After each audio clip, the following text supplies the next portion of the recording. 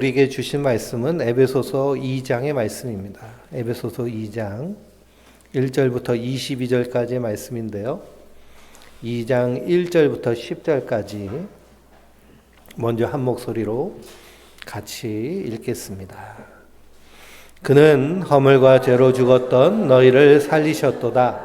그때 너희는 그 가운데서 행하여 이 세상 풍조를 따르고 공중의 권세 잡은 자를 따랐으니 곧 지금 불순종의 아들들 가운데 역사하시는 영이라. 전에는 너희도 다 그 가운데서 우리 육체의 욕심을 따라 지내며 육체와 마음에 원한 것을 하여 다른 이들과 같이 본질상 진노의 자녀이었더니 긍휼이 풍성하신 하나님이 우리를 사랑하신 그 큰 사랑으로 인하여 죽은 우리를 그리스도와 함께 살리셨고 너희는 은혜로 구원을 받은 것이라. 또 함께 일으키사 그리스도 예수 안에서 함께 하늘에 앉히시니 이는 그리스도 예수 안에서 우리에게 자비하심으로써 그 은혜의 지극히 풍성함을 오는 여러 세대에 나타내려 하심이라. 너희는 그 은혜에 의하여 믿음으로 말미암아 구원을 받았으니 이것은 너희에게서 난 것이 아니요 하나님의 선물이라. 행위에서 난 것이 아니니 이는 누구든지 자랑하지 못하게 함이라. 우리는 그가 만드신 바라 그리스도 예수 안에서 선한 일을 위하여 지으심을 받은 자니 이 일은 하나님이 전에 예비하사 우리로 그 가운데서 행하게 하려 하심이라. 아멘. 할렐루야. 하나님께서 주시는 은혜와 평강이 우리 성도님들 위해 충만하시기를 주님의 이름으로 축원드립니다. 오늘 에베소서 2장 말씀을 통해서 살아내고 살려내고 라는 제목으로 함께 은혜를 나누도록 하겠습니다. 지난 한 주간은요, 원주 서지방 연합성회를 했습니다. 강사 목사님이 하나복 DNA 대표 목사님이신 김영국 목사님 오셔서 하셨어요. 모시기 참 힘든 목사님이시고요. 그리고 연합 집회에 이렇게 모신다는 것이 참 대단한 일이다라고 할 정도로, 왜냐하면 서지방에 하나복하는 목사님들이 많고 또 그 하나복 본부에서 스텝으로 일하시는 목사님이 계셔서 그래서 이렇게 초청할 수 있었습니다. 우리가 6개월 넘도록 다 한 분씩 한 분씩 풍삼초, 풍삼첫, 풍삼기를 다 하셨잖아요. 그걸 지은 저자가 어떤 설교를 하는가. 물론 제 설교랑 거의 일맥상통하지만 그래도 대한민국에서 손에 꼽히는 설교가이기도 하고 그래서 들으셨으면 참 좋으셨을 텐데 이렇게 많이들 참석하지 못하셨습니다. 그래도 들을 수 있는 방법이 있겠죠. 예. 그것을 영상으로 다 녹화를 해놨습니다. 그래서 밴드에 들어가시면 집회 첫날 저녁부터 새벽, 저녁 이렇게 다 말씀이 녹화되어 있으니까요. 꼭 한번 더 들어보시고, 그리고 그 목사님 말씀이 제가 설교하는 것보다 한 1000배는 더 세거든요. 그래서 한번 우리 마음을 다잡았으면 좋겠습니다. 제가 아침까지 목이 멀쩡했는데 갑자기 내려오면서 뭐 비염 인자가 하나 들어왔나 봐요. 기침이 막 나고. 지금 좀 괜찮아졌습니다. 우리 성도님들은 지난 한 주간 동안 찬송하며 사셨나요? 에베소서 1장에 찬송하리로다 라고 있으며 찬송하리로다. 이것은 사도 바울의 찬송뿐만 아니라 구원받은 모든 성도 날마다 이 찬송이 우러 나와야 됩니다. 사도 바울이 무엇 때문에 찬송하자고 그러나요? 하나님이 우리를 태초에 예정하심, 그리고 예수 그리스도께서 십자가에서 우리 허물과 죄의 값을 다 치르시고 우리를 구속하셔서 우리의 죄를 값을 다 치르신 것, 그리고 성령께서 우리 안에 계시면서 우리로 인치심으로 하나님 자녀 삼으신, 하나님 나라 백성 삼으신 것을 찬송하자라고 합니다. 찬송하자. 그러니 우리가 우리 입술에서 날마다 나와야 될 찬양이 있습니다. 그것은 바로 하나님의 은혜. 하나님의 은혜는 성부 하나님의 예정하심, 성자 예수님의 십자가에서 구속하심, 성령께서 내 안에 계심으로 인치심. 이것을 우리가 이 땅에서 누리는 삶이 풍성한 삶입니다. 그래서 우리의 인생이 누구로 통일이 돼요? 예수님으로 통일이 돼요. 그리고 툭툭 건드리면 뭐가 나와야 될까요? 예수님이 나와야 돼요. 근데 자꾸 툭 치면은 돈이 나오고, 툭 치면은 염려가 나오고, 걱정이 나오고, 세상 것이 나오고, 그러면 우리가 우리의 신앙을 다시 한번 확인해 봐야 됩니다. 우리가 이 썩어진 세상을 너무 좋아하며 살고 있지 않은가? 세상이 말하는 것에 너무 심취해서 살고 있지 않은가? 세상이 말하는 것이 우리 어렸을 때부터 계속 들어왔던 모든 것들이 세상이 말하는 것인데요. 이것은 완전히 우리로 하여금 세뇌되도록 만드는 그런 교육입니다. 자본주의 사회에 살고 있잖아요. 자본주의 사회에서 경쟁하고 비교하고, 경쟁하고 비교하는 것을 어렸을 때부터 뭐 받아왔어요? 세뇌 받아온 거예요. 끊임없이 비교하고 경쟁하고. 그러면 항상 나보다 더 나은 사람이 있고, 나보다 더 대단한 사람이 있고, 텔레비를 틀어보세요. 연예인들의 삶, 또 유명한 셀럽들의 삶, 다 어떤 삶일까요? 나보다 훨씬 괜찮고 좋아 보이는 삶, 그런 삶만 계속 보이고, 그 사람들이 쓰는 물건, 그 사람들이 쓰는 삶의 방식, 그 사람이 버는 그런 수입의 규모, 그런 걸 보면서 우리는 어떻게 살고 있나요? 부러워하며 살고 있어요. 나는 저렇게 살고 싶다. 근데 그렇게 살고 싶다고 추구하며 살다가 안 되면 어떻게 할까요? 자포자기하고 이번 생은 끝났어, 이런 말 해가면서 포기하는 삶을 사는 사람들이 얼마나 많이 있는지 모릅니다. 근데 그 모든 것들은 이 세상이 끊임없이 우리에게 하는 그런 말로 인해서 우리가 세뇌 당한 거예요. 그래서 우리는 이 땅에서 하나님을 찬송하는 자들입니다. 왜 그러냐? 이 놀라운 하나님의 은혜를 받은 자들이기 때문이에요. 그냥 한 주간의 삶을 생각해 보세요. 내가 얼마나 찬송하였는가.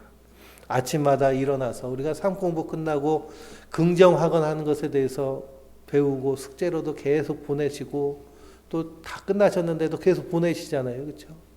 왜 그러냐? 이 긍정학원이 너무나 중요하기 때문입니다. 아침마다 우리는 어떻게 주장하며 살아요? 하나님이 나를 그리스도 안에서 받아주시고, 하나님이 나를 그리스도 안에서 특별한 존재로 삼으시고, 하나님이 그리스도 안에서 가족 공동체로 삼아주셨습니다.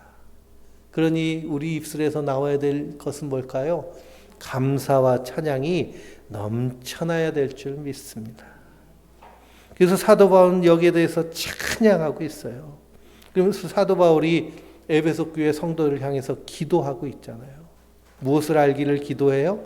하나님을 알기를 기도하고, 부르심의 소망이 무엇인지 알기를 기도합니다. 부르심의 소망은 왜 날 부르셨는가? 왜 날 부르셨는가?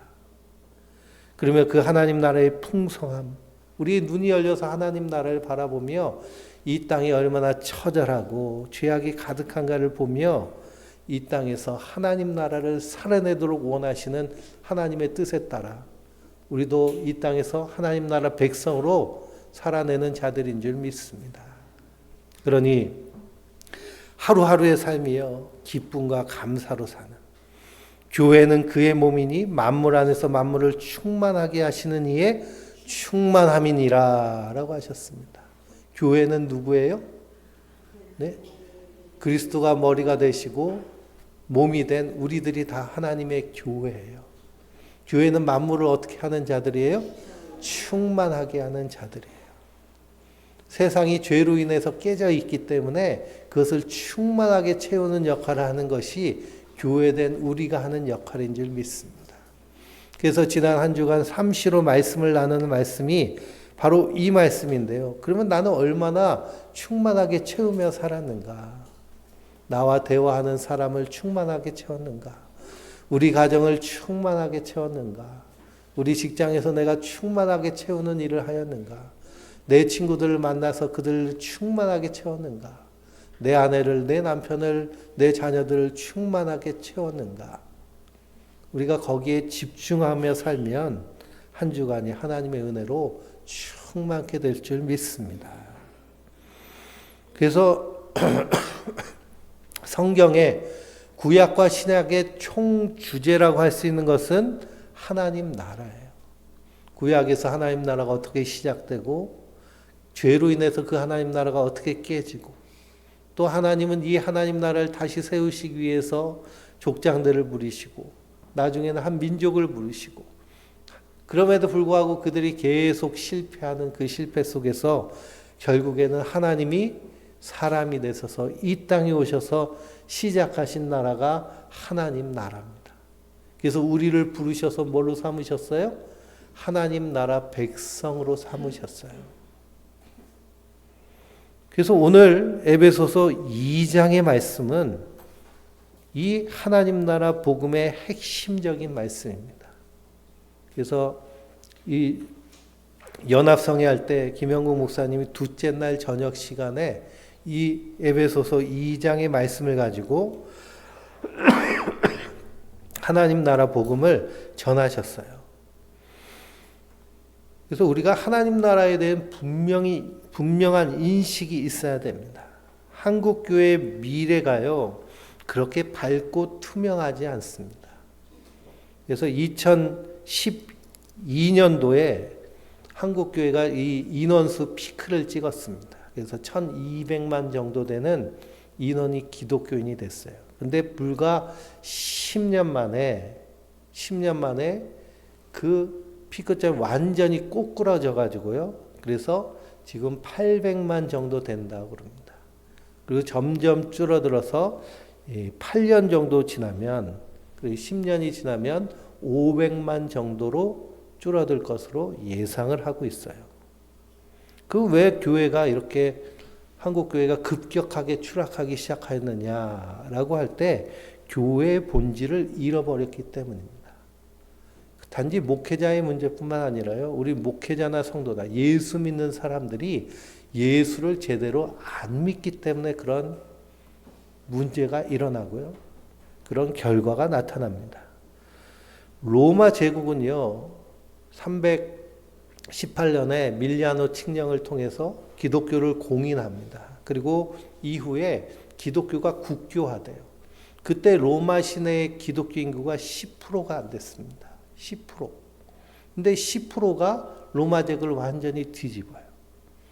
1907년 평양 대부흥 운동이 일어났을 때 평양 시내의 기독교 인구가 10%가 안 됐습니다.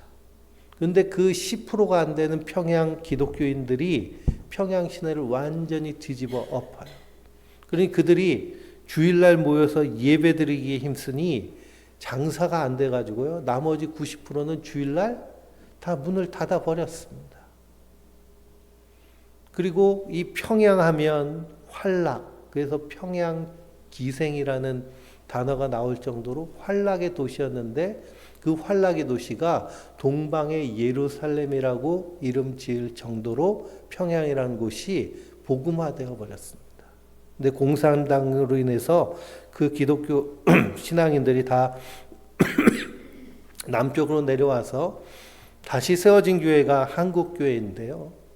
그러니 10%만 되어도 세상은 변화됩니다. 근데 10%가 훨씬 넘는, 그러니 30%까지 되는 기독교인이 있었는데, 근데 정말 예수를 믿었다면 대한민국 사회가 이렇게 되지 않았겠죠. 그래서 우리는 예수 그리스도 안에서 하나님 나라를 사는 것이 무엇인지 늘 항상 각성해 있어야 됩니다. 오늘 2장 1절을 보니 그는 허물과 죄로 죽었던 너희를 살리셨도다 라고 하셨습니다. 그는 누구실까요? 예수님이세요. 예수님이 허물과 죄로 죽은 우리를 살려주셨습니다. 어떻게 살려주셨나요? 우리 대신 생명을 주셔서 우리를 살려내셨어요. 그것이 바로 십자가의 은혜입니다. 십자가에서 우리 대신 허물과 죄값을 다 치르심으로 살아난 자예요. 그리고 우리는 거듭났다는 건 몇 번 태어났다는 걸까요? 2번 태어났다는 거예요. 다시 태어났다는 겁니다. 새로운 생명을 얻었다는 거예요. 많은 사람들이 죽음을 경험하고 살아난 사람이 있습니다. 한 번 죽었다가요, 다시 산 사람. 그 사람은요, 자기의 삶을 대하는 태도가 분명히 다릅니다. 일반적으로 그런 위기를 겪은 사람하고는 달라요. 정말 절체절명의 위기 가운데 죽었다 살아나면. 그런데 우리 그리스도인들은 다 어떤 사람들일까요? 죽었다 산 사람이에요. 그러니 그리스도 밖에 있는 사람을 우리가 믿음의 눈으로 볼 때는 어떤 사람일까요? 다 죽은 자들이에요. 그래서 이 꽃꽂이를 하려고 꽃을 꺾어가지고 이 화병에 심어 놓잖아요. 그럼 그 꽃은 살았을까요? 죽었을까요? 네, 죽은 꽃이에요. 살았으나 죽은 꽃. 근데 잠깐은 피어 있으니까 산 것처럼 보이는 거죠. 그러나 결국에는 시들어 죽습니다. 꽃꽂이 하면 일주일도 못 가잖아요. 하나님 보시기에 우리 인생이 그런 인생입니다. 그러나 하나님께서 우리를 불쌍히 여기셔서 그 허물과 죄를 대신해서 십자가에 달려 죽으셔서 우리를 살려주셨습니다. 우리를 살려주시기 전의 모습은 어떤 모습이었을까요? 2절을 보니까 그때에 라고 되어 있습니다. 그때에. 그때는 뭐냐 하면 우리를 살려주시기 이전, 그러니 허물과 죄로 죽은 상태를 말합니다. 너희는 그 가운데서 행하여 그랬습니다. 그 가운데는 결국 죄를 의미하는데요. 이 세상 풍조를 따르고 공중의 권세 잡은 자를 따랐으니 곧 지금 불순종의 아들들 가운데 역사하는 영이라. 전에는 우리도 다 그 가운데서 우리의 육체의 욕심을 따라 지내며 육체와 마음에 원하는 것을 하며 다른 이들과 같이 본질상 진노의 자녀이었더니 라고 말씀하십니다. 이 에베소서 2장 2절과 3절은 로마서의 죄에 대한 말씀이 있죠. 1장 후반부터 3장까지 죄에 대해서 말씀하는데요. 그 말씀을 이렇게 한 단어로 요약한 말씀이에요. 그 가운데 행한다는 것은 하나님이 주인이신데 인간이 주인 노릇하며 하나님의 주인 자리를 쫓아내고 자기가 왕 노릇하는 모습을 말합니다. 그러니 온 우주와 세상 그리고 나는 누구의 것이에요? 하나님의 것이에요. 하나님이 주인이세요. 근데 많은 사람들이 착각을 하죠. 누가 주인인 것처럼? 내가 주인인 것처럼 주인 노릇하며 삽니다. 근데 주인 노릇하면서 내가 하나님의 뜻에 따라 살면 하나님이 진노를 덜 하시겠죠. 근데 어떻게 살고 있을까요? 세상 풍조를 따라 살아요. 세상 풍조. 세상에서 이렇게 살아야 된다. 여자는 이렇게 살고 남자는 이렇게 살고 세상에서 돈은 이렇게 벌어야 되고 돈은 이렇게 써야 되고 자녀는 이렇게 키워야 되고 이게 다 뭘까요? 세상 풍조예요. 하나님의 뜻이 아닌 세상에 말하는 것에 따라서 살아갑니다. 근데 그 뒤를 살펴보면 누가 거기서 주장하고 있어요? 공중권세 잡은 마귀가 거기서 주장하고 있어요. 왕노릇하고 있어요. 그래서 세상은 점점 죄악으로 가득 차 있습니다. 그리고 죄악이 더 커지고 있어요. 왜냐? 세상 풍조를 따르고 공중권세 잡은 자를 따르기 때문에. 그렇게 따르는 이유는 뭘까요? 우리 안에 정욕이 왕노릇하기 때문에요. 욕심이 왕노릇하기 때문에. 성경은 욕심이 잉태하여 죄를 낳고 죄가 장성하여 사망에 이르느니라 라고 하셨는데요. 세상은 계속 우리에게 이 욕심을 부채질합니다. 풀무질해요. 우리는 다 잘 사는 사람일까요? 안 그러면 형편이 좀 못 사는 사람일까요? 못 산다고 생각하잖아요. 나 형편 좀 좋아졌으면 좋겠네. 근데 전 세계 70억 인구 가운데 요번 집회 때도 목사님 그러시더라고요. 뜨거운 물로 한여름에도 오늘은 뜨거운 물로 샤워 좀 할까 하고 뜨거운 물 틀어가지고 샤워를 하는 사람은 전 세계 몇 프로가 되신지 아세요? 10% 안에 든다고 그래요. 10%. 그러니까 우리 성도님들 집에서 온수 틀 때 뜨거운 물이 나오나요? 뜨거운 물이 나오죠. 우리 교회도 뜨거운 물이 나와요. 우리 선화목자교회는 몇 프로 안에 드는 교회예요? 세계 10% 안에 드는 부자교회예요. 근데 우리 성도님들 다 어떤 사람이에요? 부자들이에요. 거기다가 자동차 한 대, 또 가족마다 한 대씩 있는 분들은 어떨까요? 거기서 더 부자예요. 더 부자. 엄청 잘 사는 거예요. 그런데도 우리는 어떻게 산다고 생각해요? 못 산다고 생각해요. 왜 그렇게 생각할까요? 세상이 계속 그렇게 우리를 꼬시는 거예요. 그렇게 세뇌를 하고, 그렇게 암시를 하고, 그렇게 묵시를 줘요. 우리는 잘 사는 사람인데, 세상은 자꾸만 너 왜 이렇게 찌질하게 사니? 그러면서, 너 그렇게 사는 거 너무 못 사는 거 아니야? 저렇게는 살아야지 하면서 자꾸만 어딜 쳐다보게 만들어요? 위에만 쳐다보게 만들어요. 거기에 다 세뇌돼가지고요. 그래서 이 자본주의가 발달한 사회일수록 뭐만 따질까요? 돈이 최고가 돼요. 돈이 최고. 돈이 최고. 그게 모든 문제 해결책은 뭐가 될까요? 돈이에요, 돈. 지금 대한민국의 이 의료 문제 의사들이 파업해서 이것도 뭘로 해결할 수 있어요? 돈으로 해결할 수 있겠죠. 우리 성도님들 가정의 많은 문제들 뭘로도 해결할 수 있어요? 돈으로 해결할 수 있다. 교육 문제도 돈으로 해결할 수 있다. 이게 세상이 주는 암시예요. 거기 세뇌된 거예요. 근데 그럼 돈으로 다 해결이 될까요? 정말 중요한 문제는 돈으로 해결되지 않는데요. 그래서 이 세상, 허물과 죄로 죽은 세상은 세상 풍조를 따르고 공중권세 잡은 자를 따르고 거기에 우리가 욕심이 세상 가운데서 부채를 해서 그 욕심에 따라 사는 하나님 보시기에 어떤 존재가 돼버린 거예요? 본질상 진노의 자녀가 된 거예요. 본질상 진노의 자녀. 그러니 이스라엘 구약을 보면 하나님은 어떤 하나님이세요? 진노하시는 하나님이세요. 얼마나 진노하실까요?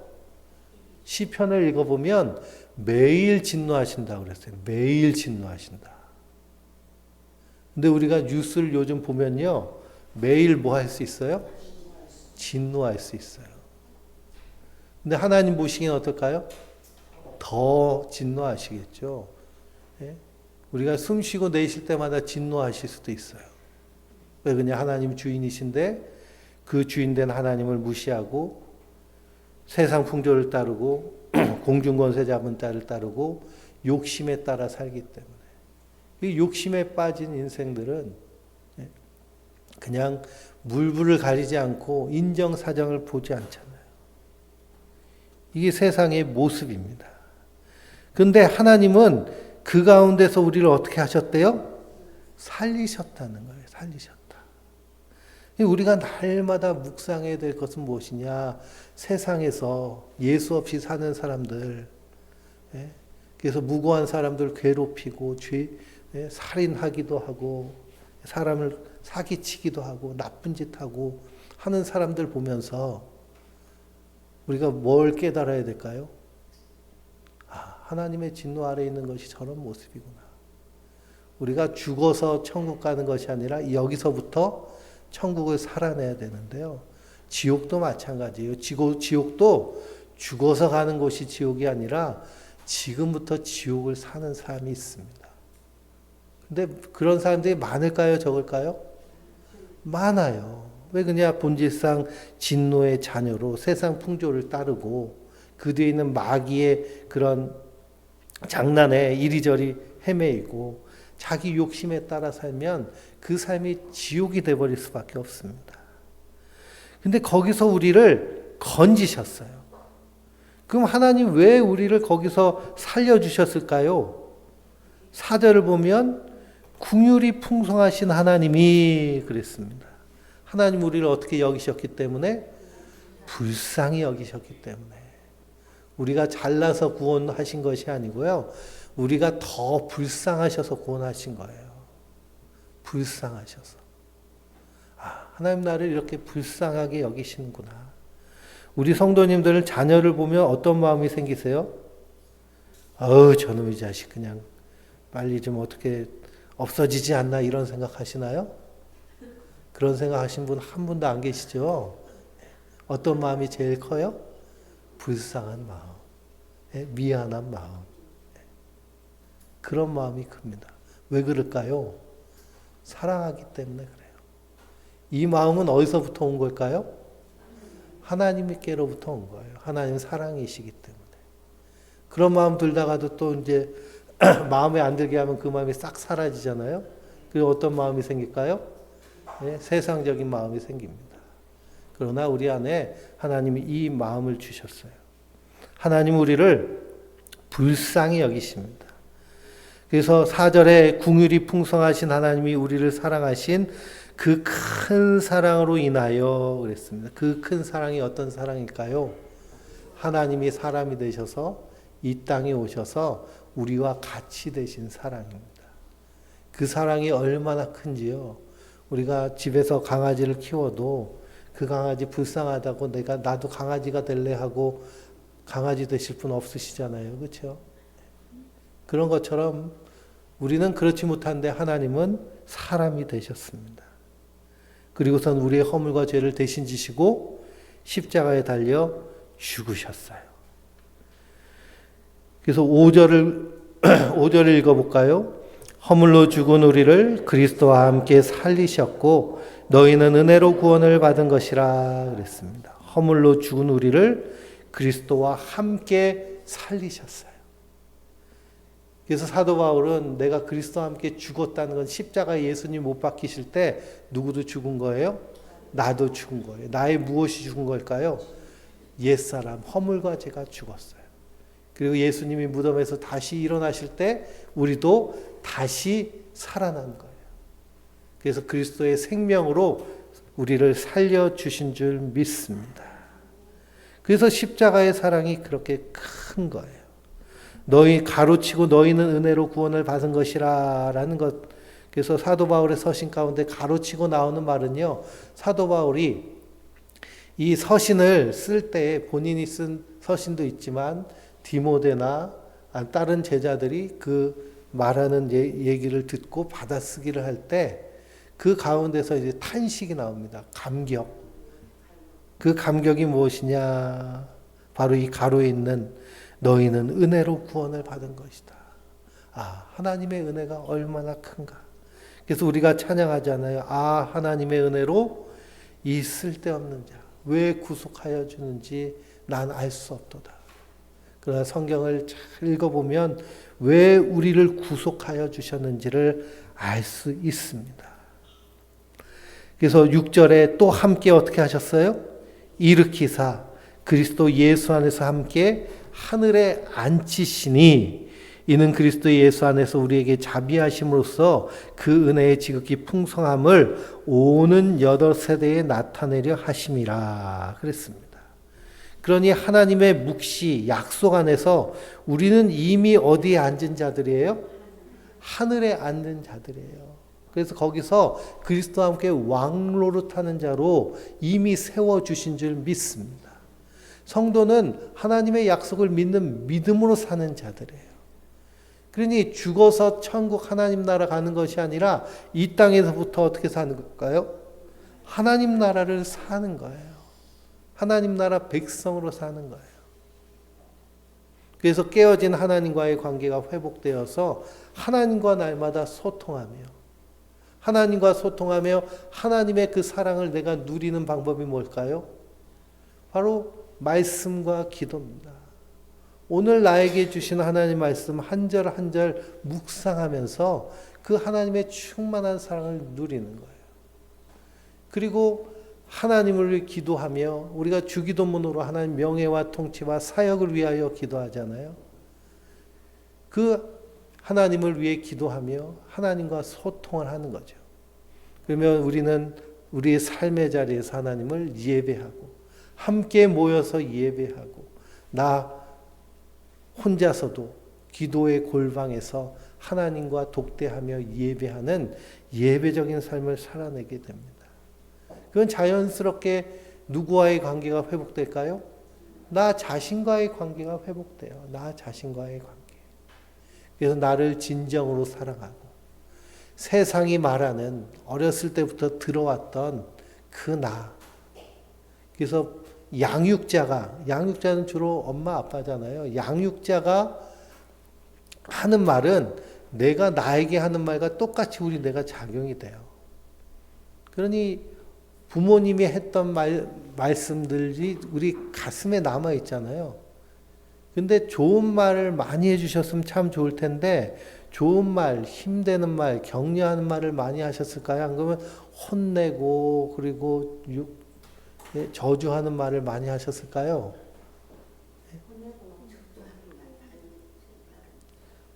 옆에 계신데 또 그렇게 말씀하시면 좀 그렇지만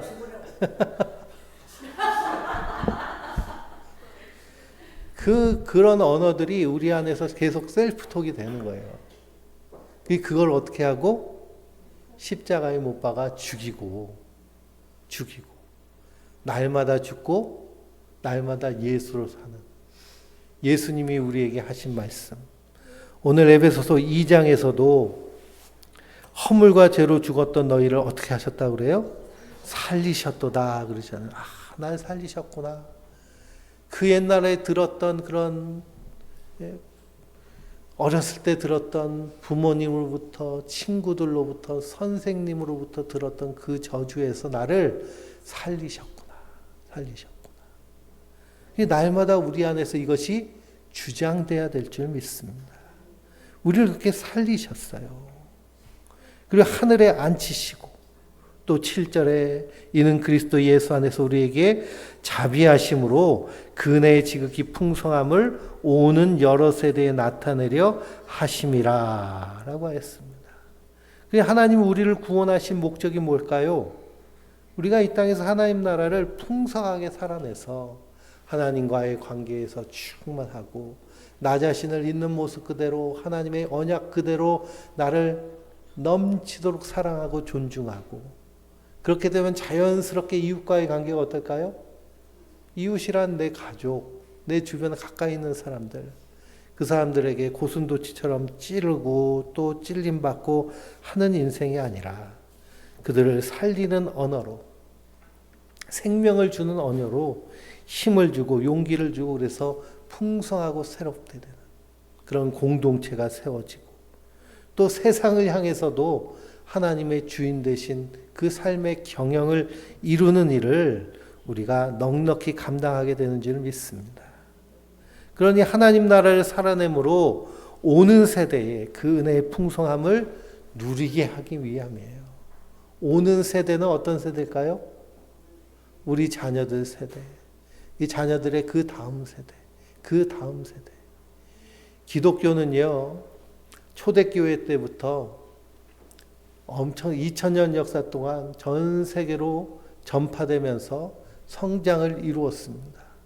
그리스도의 성장 방식은 무엇이냐 하면 막 3,000명씩 5,000명씩 모여가지고 회심하는 집회도 있었겠지만요. 거기서 회심한 한 사람 한 사람이 예수 그리스도의 제자가 되어서 하나님 나라를 살아내는 거예요. 그리고 그 살아내는 모습을 자녀들에게 그리고 주변 사람들에게 드러내는 겁니다. 그러면 인생이 다 어려움이 왔을 때 믿음의 사람들은 그 삶을, 이 어려움을 이겨내는 방식이 다르잖아요. 그리고 그 언어가 다릅니다. 그래서 용서와 존중과 그 충만한 사랑, 기쁨, 화평, 성령의 열매가 우리 안에서 충만하게 맺히는 하나님 나라를 살아낼 때 그 모습을 보고 자녀들이 그리고 주변 사람들이 궁금해하는 거예요. 그래서 소망의 이유를 묻습니다. 당신 왜 그렇게 삽니까? 그래서 기독교가 이렇게 전파되고 그리고 자녀들이 기독교인으로 그리고 그 후손들이 예수 믿는 사람으로 이렇게 나오게 되는 거예요. 그래서 우리는 나의 삶을 좀 잘 봐야 됩니다. 내가 정말 자녀들에게 믿음을 본을 보이고 있는가? 진실한 기독교인으로 살 수 있는가? 가끔 만나는 사람은요, 우리가 저기 속이기가 쉽습니다. 주일날 한 번 만나면요, 이렇게 정장 착 차려입고 머리 예쁘게 하고 오면은 믿음 좋아 보이잖아요. 생글생글 웃으면서 할렐루야 할렐루야 괜찮습니다. 평안합니다. 그러면 평안해 보이는데 가정은 어떤가요? 가정은요 다 보입니다. 그래서 가장 힘든 것이 내 아내, 내 남편에게, 내 자녀들에게 나의 신앙을 인정받는 것이 정말 힘들어요. 왜냐하면 일거수일투족을 다 보고 있기 때문에. 그런데 한국 교회 문제는 교회에서는 신앙생활을 잘하는데 가정에서 실패하면 그것이 다 후유증이 남습니다. 그래서 교회는요, 우리가 모여가지고 좀 쉬는 공간에 말씀 들으면서 서로 교제하고 사랑을 나누면서 다 우리 편이잖아요. 그렇죠? 여기서 뭐 우리가 뭐 비교하고 경쟁하고 할 이유가 아무것도 없습니다. 그냥 사랑 안에서 예수 안에서 서로 힘을 얻고 정말 나가서 내가 치열하게 신앙생활 해야 될 곳은 어딜까요? 세상이에요. 나의 직장, 나의 가정, 나 불신자들 친구를 만날 때 거기서 치열하게 신앙생활 해야 됩니다. 근데 한국 교회는 어떻게 됐나요? 이게 거꾸로 됐어요. 교회에서는 치열하게 그냥 내가 더 거룩해, 내가 더 거룩해, 내가 더 경건해, 내가 더 기도 열심히 해. 막 여기선 치열하게 하는데 가정에 가서 세상에 가서 일터에 가서는 그렇지 않은 모습이 참 많이 있습니다. 그래서 하나님이 우리를 구원하신 목적은 분명합니다. 우리가 이 땅에서 하나님 나라를 누릴 뿐만 아니라 오는 여러 세대에 그 은혜의 풍성함을 누리게 해주기 위해서. 그러니 우리가 몸에 좋은 어떤 음식이나 약을 만났어요. 그래서 거기 효과를 톡톡히 봤어요. 그러면 그거 어떻게 해주고 싶나요? 알려주고 싶어요. 전해주고 싶어요. 그래서 제가 막 뇌과학 얘기도 하고 막 명상 얘기도 하고 막 얘기하는 이유는 뭘까요? 예? 그 경험해보고 정말 의학적으로도 효과가 있고 또 신앙적으로도 그것이 연결되어 있기 때문에 말씀드리는 거예요. 근데 우리 성도님들 열심히 안 하시는 것 같아요. 경험하면 어떻게 될까요? 정말 좋은 걸 알아요. 그래서 어떤 그 옛날 그 건강보조식품 선정하는 그 사장님이 직접 CF의 모델이 돼가지고 참 좋은데 막 그러면서 그러잖아요. 참 좋은데.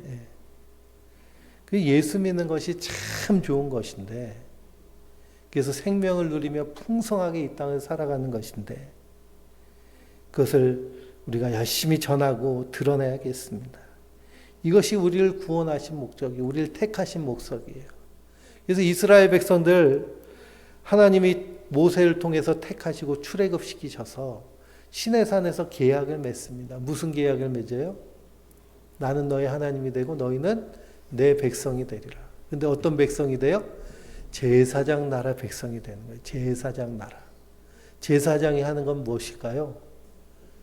백성들을, 이 세상 열방들을 하나님께로 인도하는 역할을 하는 거예요. 근데 이스라엘 백성들이 제사장 역할을 제대로 했나요? 제대로 못했어요. 자기들은 선민이라 그러면서 너희는 하나님, 우리는 택한 백성이 너희는 버린 백성이야 하면서 오히려 제사장의 역할을 하지 못했습니다. 그래서 하나님이 선지자를 보내서 계속 부르세요. 그런데도 역할을 하지 못하니 어떻게 하셨을까요? 패하셨어요. 북쪽 이스라엘은 아수르에 의해서, 남쪽 유다는 바벨론에 의해서 멸망시키시고 하나님이 직접 사람이 되셔서 이 땅에 오셔서 하나님 나라를 세우셨습니다. 그래서 우리를 어떤 존재로 삼으셨어요? 왕 같은 제사장으로 삼으셨어요. 제사장으로. 목사가 제사장이 아니고요. 우리 성도들이 다 제사장입니다. 제사장. 저만 제사장이 아니라 우리 성도님들도 제사장이에요. 그러니 내 주변에 있는 사람들을 어떻게 하는 역할이 있을까요? 하나님께로 인도해 주는 역할이 있어요.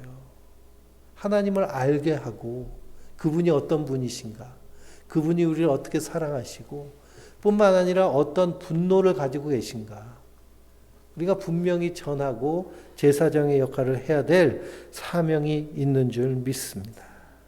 그러니 이 일을 위해서 우리를 불러주셨어요. 이것이 바로 하나님의 은혜입니다.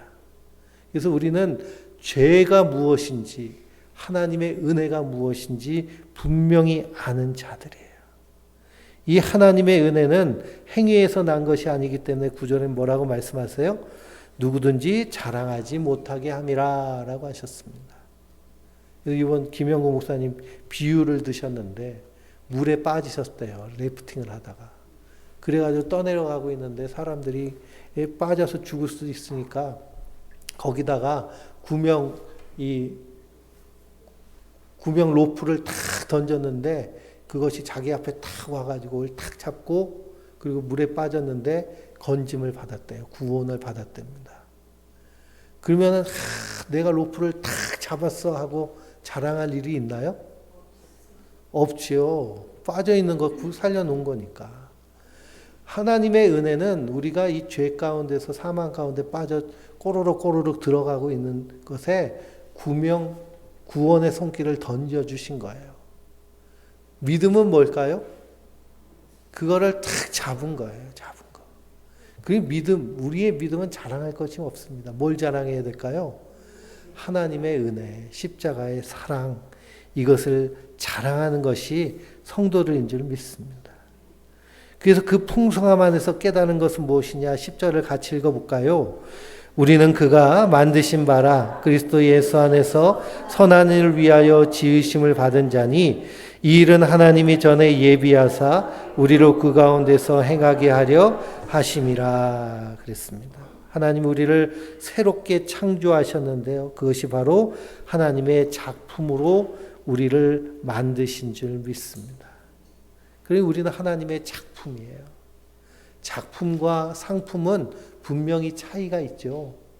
상품은 값이 매겨져 있지만 작품은 값을 매길 수 없어요. 상품은 비교하지만 작품은 비교할 수 없어요. 그리고 그 작품은 가치가 있습니다. 그럼 그런 가치 있는 존재로 하나님 나라 백성으로 우리가 날마다 살아내야겠습니다. 그래서 11절의 앞부분에 뭐라고 해요? 그러므로 생각하라. 그럽니다. 그러므로 생각하라. 11절부터 18절까지는 1절부터 10절까지의 말씀을 다시 한번 생각해 보라는 거예요.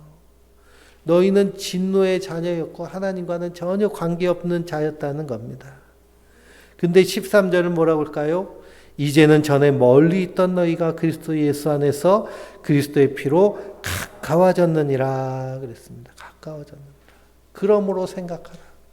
우리는 날마다 생각해야 됩니다. 하나님 왜 나를 택하셔서 하나님 삼으시고 내게 은혜 주셨는가? 우리는 이걸 잊어버리면은요. 우리 이걸 잊어버리면 그리스도인으로서 하나님 나라를 살아내기가 힘듭니다. 살아낼 수가 없어요. 왜 그러냐? 이것을 잊어버리면 순식간에 우리 생각이 뭘로 다 뒤엎이기 때문에요. 세상 생각으로 뒤엎이기 때문에. 그러니 오늘 찬양에도 하나님의 은혜로 이 쓸데없는 자 왜 불러주셨을까? 옛날 복음성가 중에도 이 찬양이 있잖아요. 예수님 날 위해 죽으셨네. 왜 날 사랑하나. 겸손히 십자가 지시었네. 왜 날